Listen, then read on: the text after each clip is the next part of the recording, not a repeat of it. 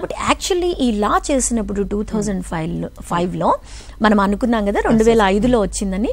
ఈ లా చేసినప్పుడు ఆ రెస్పాండెంట్ అంటామండి వాళ్ళని. రెస్పాండెంట్ అంటే ఎవరి మీద మనము ఈ గృహహింస కేసు పెడుతున్నాము, వాళ్ళు కంపల్సరీ అడల్ట్ మేల్ ఉండాలి అని రాసింది లాలో. మేల్ అయి ఉండాలి, అడల్ట్ అయి ఉండాలి, అడల్ట్ అయి ఉండాలి అంటే మేజర్ అయి మోర్ దాన్ దాట్. అది వచ్చినప్పుడు కొన్ని కేసెస్లో ఈ ఇష్యూ సుప్రీంకోర్టులో డిస్కషన్కి వచ్చింది. అంటే మగవాళ్ళ మీద మాత్రమే కేసు పెట్టాలా, ఆడవాళ్ల మీద పెట్టలేమా? సిస్టర్స్ ఇన్ లా ఉంటారు, మదర్స్ ఇన్ లా ఉంటారు, రైట్, కో సిస్టర్స్ ఉంటారు, who subject a lady, right. అట్లా కాకుండా స్టెప్ మామ్స్ ఉంటారు కదా, స్టెప్ మదర్స్ కూడా గృహహింసకు గురి చేస్తుంటారు. మరి అట్లాంటప్పుడు వాళ్ళ మీద కేసు పెట్టే అవకాశం ఎందుకు లేదు అని మనం ఒక హీరాలాల్ వర్సెస్ కుసుమ్ అన్న కేసులో ఈ క్వశ్చన్ మనకి సుప్రీంకోర్టులో వచ్చిందండి. ఏంటి అని అంటే ఒక తల్లి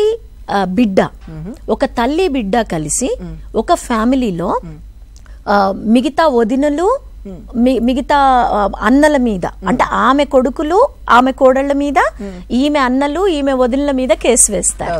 మమ్మల్ని ఇంట్లోంచి ఎళ్ళగొట్టారు, మమ్మల్ని ఇంట్లో ఉండనివ్వట్లేదు, మమ్మల్ని ఇంట్లో ఉంటే ఈ బాధకు గురి చేస్తున్నారు అని. అప్పుడు కింది కోర్ట్స్ ఏమంటాయి అని అంటే, కింది కోర్టు యాక్చువల్లీ ఎల్లో చేస్తుంది. వాళ్ళేమి అవతల సైడ్ రెస్పాండెంట్ వాళ్ళు ఏం క్లెయిమ్ చేశారు, యాజ్ పర్ దిస్ లా ఏంటి మేల్ మెంబర్స్ మీద మాత్రమే వేయాలి కేసు, వీళ్ళు ఆడబిడ్డల మీద వదినల మీద కేసు వేసి కోడళ్ల మీద కేసు వేశారు కాబట్టి ఇది చెల్లదు, మెయింటైనబిలిటీ లేదు అని వేస్తే హైకోర్టు లోవర్ కోర్టు ఏమంది, అవును వాళ్ళ మీద కూడా వేయొచ్చండి. హైకోర్టు ఏమంది, అవును యాక్ట్ ప్రకారము వీళ్ళు మేల్ అడల్ట్ అయితేనే వేయాలి, మేల్ మీదనే వేయాలి అని అంటే ఈ క్వశ్చన్ వెళ్ళి సుప్రీంకోర్టు దాకా చేరిందండి. సుప్రీంకోర్టులో ఏం చెప్పారు అని అంటే మేలే అవసరం లేదు, ఫీమేల్ మీద కూడా కేసు వేయొచ్చు, రైట్. అడల్ట్ మేలే అవసరం లేదు, మైనర్స్ ఆల్సో కెన్ సబ్జెక్ట్.